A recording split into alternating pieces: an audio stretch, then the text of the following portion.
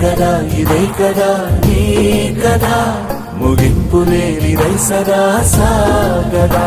నిస్వార్థమెంత గొప్పదో ఈ పదము రుజువు కట్టదా సిరాలు లక్ష వంపదా చిరాక్షరాలు రాయదా నిసీధి ఎంత చిన్నదో నీ కంటి చూపు చెప్పదా నీలోని వెలుగు పంచగా విశాల నింగి చాలదా